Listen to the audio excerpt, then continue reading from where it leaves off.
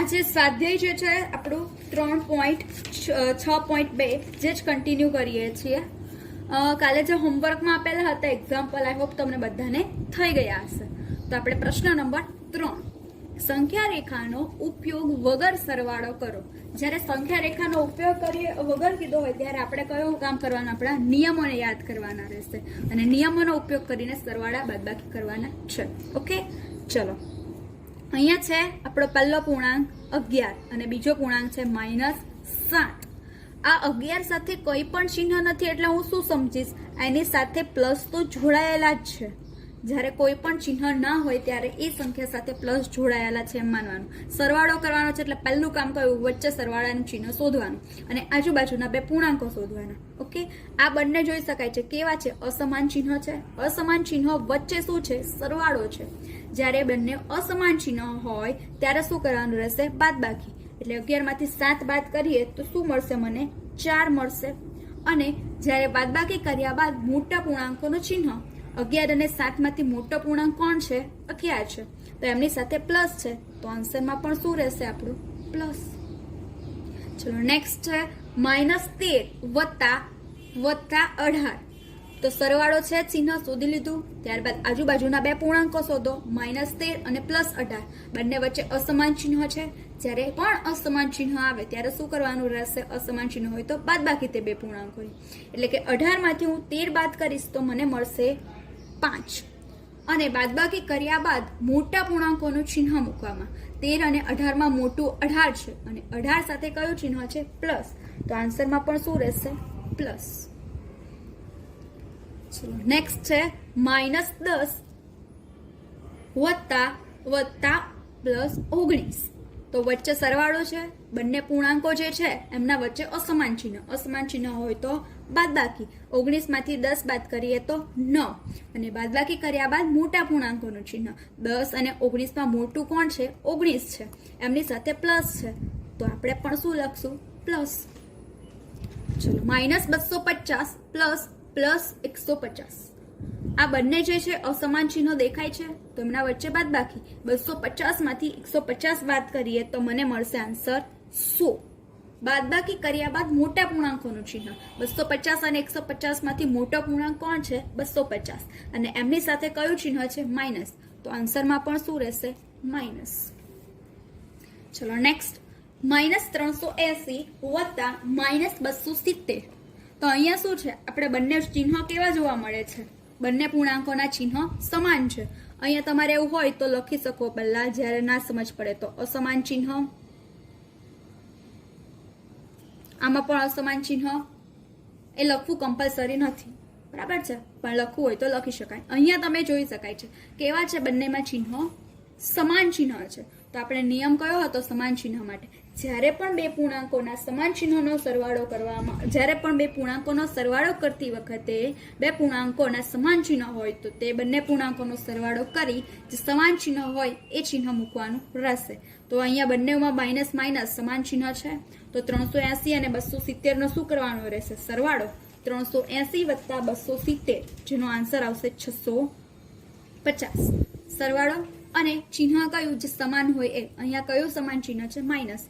તો આન્સરમાં પણ શું રહેશે, માઇનસ. અહીંયા આપણે જોઈ શકાય છે સમાન ચિહ્ન છે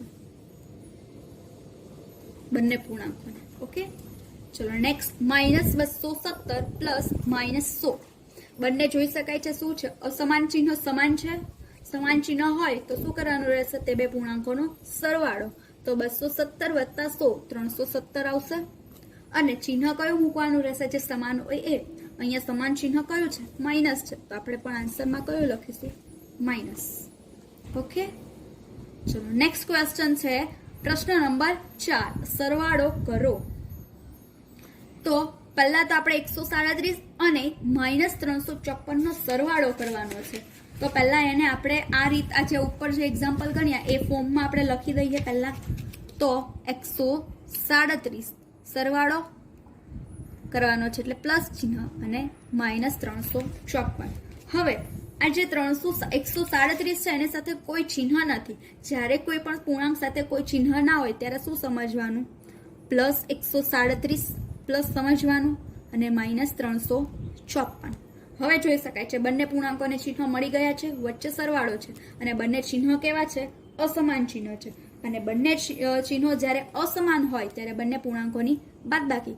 354 માંથી 137 બાદ કરીએ તો શું મળશે મને? 217. અને ચિહ્ન કયું મૂકવાનું? મોટા પૂર્ણાંકનું હોય એ. 137 અને 354 માં મોટો પૂર્ણાંક 354 છે, એમની સાથે માઇનસ ચિહ્ન છે, તો આન્સરમાં પણ શું આવશે? માઇનસ. ચલો નેક્સ્ટ છે -52 અને +52. તો -52 અને +52 નો સરવાળો કરવાનો. અહીંયા પ્લસ તો છે જ, પણ આ 52 સાથે કોઈ ચિહ્ન નથી. આ પ્લસ જે છે એ શાનું છે? આપણે જે સરવાળો કરવાનો છે એનું પ્લસ ચિહ્ન છે, પણ આ પૂર્ણાંક સાથે કોઈ ચિહ્ન નથી, તો એને અમારે શું સમજવાનું રહેશે? એમની સાથે પ્લસ ચિહ્ન તો છે જ. ઓકે. અને -52 +52 બંને અસમાન ચિહ્ન છે. અસમાન ચિહ્ન હોય તો બાદબાકી. 52 માંથી 52 બાદ કરીએ તો 0. બરાબર છે. જ્યારે પણ કોઈ પણ બે પૂર્ણાંકોનો સરવાળો કરતા આન્સર 0 મળે તો એ બે પૂર્ણાંકોને એકબીજાની પરસ્પર વિરોધી સંખ્યા કહેવામાં આવે. તો હું અહીંયા કહી શકું -52 ની વિરોધી સંખ્યા +52 છે અને +52 ની વિરોધી સંખ્યા -52 છે. એટલે કે -52 અને +52 એ પરસ્પર વિરોધી સંખ્યાઓ છે, જે આપણે મુદ્દા નંબર 3 માં જોયું હતું. ચલો ત્રીજું છે -312, 39 અને 192. આમનો સરવાળો કરવાનો છે. તો તમારે પહેલા લખી જ દેવાનું. આપણે બે પૂર્ણાંક સંખ્યા માટે સરવાળા જોયા, એ જ વસ્તુ 3 પૂર્ણાંક માટે પણ કરવાનું છે. -312 વત્તા 39 વત્તા 192. જ્યારે આ બંને સાથે કોઈ પણ ચિહ્ન નથી તો સમજવાનું શું રહેશે? પ્લસ. તો હું એ સ્ટેપ પણ લખી દઉં છું. એ સ્ટેપ તમે જો ના લખો, સ્કીપ કરવો હોય તો પણ કરી શકો છો. ચલો આમાં તમારે શું કરવાનું રહેશે? પહેલા તમારે જૂથ પાડવાનું છે. પહેલા આ બંનેને સોલ્વ કરો, જે આન્સર આવે એને તમારે આની સાથે સોલ્વ કરવાનું રહેશે. ચલો પહેલા આ બંનેને સોલ્વ કરીએ આપણે. જ્યારે 3 કોઈ પણ પૂર્ણાંક આવે ત્યારે શું કરવાનું? ભાગ પાડી દેવાના. પહેલા આ બંનેને સોલ્વ કરીએ. ઓકે. અહીંયા જોઈ શકાય છે પ્લસ છે અને બંને ચિહ્નો કેવા છે? અસમાન ચિહ્નો છે. જ્યારે અસમાન ચિહ્ન હોય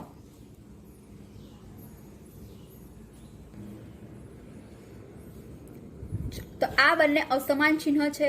અસમાન ચિહ્ન હોય તો શું કરવાનું રહેશે? બંને પૂર્ણાંકોની બાદબાકી. 312 માંથી 39 જ્યારે તમે બાદ કરો છો ત્યારે આન્સર આવશે 273. અને ચિહ્ન કયું મૂકવાનું રહેશે? મોટા પૂર્ણાંકોનું. અહીંયા 312 અને 39 માં મોટો છે 312, તો એમની સાથે માઇનસ છે, તો આપણે પણ માઇનસ કરવાનું રહેશે. પ્લસ આ જે છે આ આન્સર આવી ગયો આ બંનેનો. હવે આ જે છે બાકીનું એને તો એમ જ રાખવાનું રહેશે. હવે આપણને બે પૂર્ણાંકો મળી ગયા. આ બે પૂર્ણાંકોનું પણ આપણે શું કરવાનું રહેશે? સરવાળો. આ બંને જોઈ શકાય છે શું છે? અસમાન ચિહ્ન છે. અસમાન ચિહ્ન હોય તો શું કરવાનું રહેશે? એ બંને પૂર્ણાંકોની બાદબાકી. 273 માંથી જ્યારે તમે 192 બાદ કરો છો ત્યારે તમારો આન્સર શું મળશે? 81. અને 273 અને પૂર્ણાંક ચિહ્ન કયું મૂકવાનું રહેશે? મોટા પૂર્ણાંકોનું ચિહ્ન. તો અહીંયા જોઈ શકાય છે 273 192 માં મોટું છે 273, એમની સાથે માઇનસ ચિહ્ન છે, તો આપણે પણ શું મૂકવાનું રહેશે? માઇનસ. ઓકે. અને આની જ તમે બીજી મેથડ, આ જ એક્ઝામ્પલ તમે બીજી મેથડથી પણ કરી શકો છો.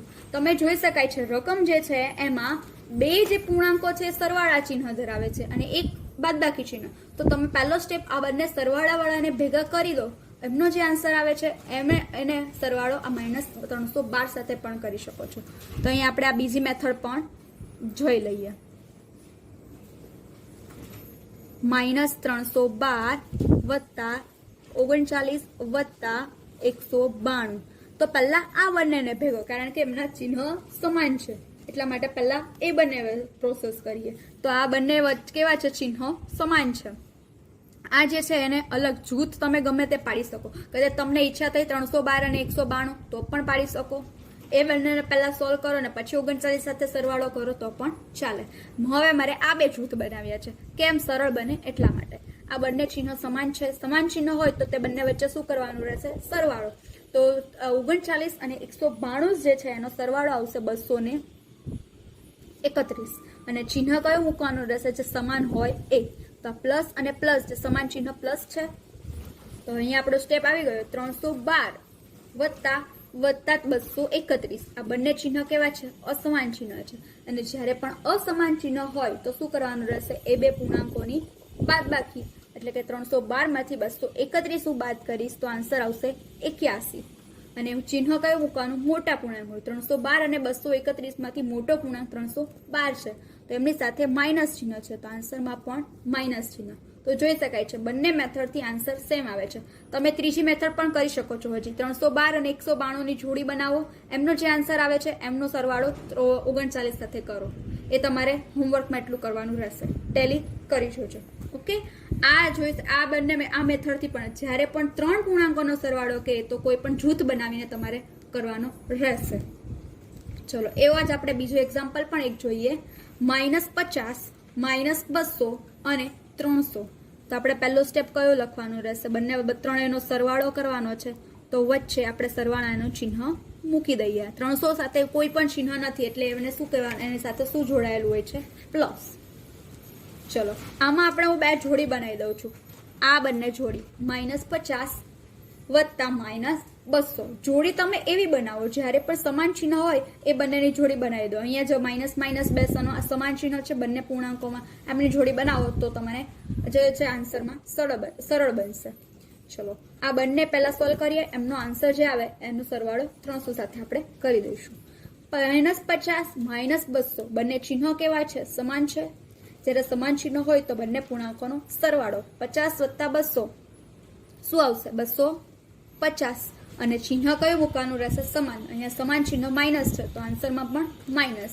ત્યાર પછી આ જે છે એને તો એમ જ લખવાનું રહેશે. ચલો, હવે જોઈ શકાય છે અહીંયા આપણે જે છે બંને પૂર્ણાંકો આવી ગયા, વચ્ચે સરવાળો, અને બંને પૂર્ણાંકોમાં ચિહ્ન કેવું છે?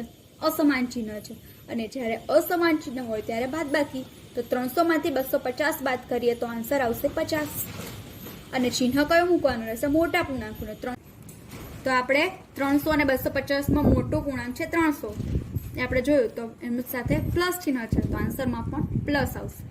ઓકે, તો આ રીતે આ એક્ઝામ્પલમાં તમને ઈચ્છા થાય 200 અને 300 જે છે -200 અને 300 ની જોડી બનાવી, એમનો જે આન્સર આવે એમની સાથે આનો સરવાળો કરો તો પણ આન્સર +50 જ આવશે. તમને બીજી ઈચ્છા થઈ આ બંનેની જોડી બનાવી છે તો પણ તમે કરી શકો છો. એ તમારે રફ નોટમાં તમારે ટ્રાય કરવાની છે આન્સર સેમ આવે છે કે નહીં. આવી જ જશે. પણ એવી જોડી બનાવો કે જેથી કરીને શું થાય? બંને સમાન ચિહ્ન હોય તો આપણને સરવાળો કરવામાં સરળતા બને. ઓકે, તો આઈ હોપ તમને અહીંયા સુધી સમજ પડી હશે. તો આપણે અહીંયા લેક્ચર ફિનિશ કરીએ છીએ.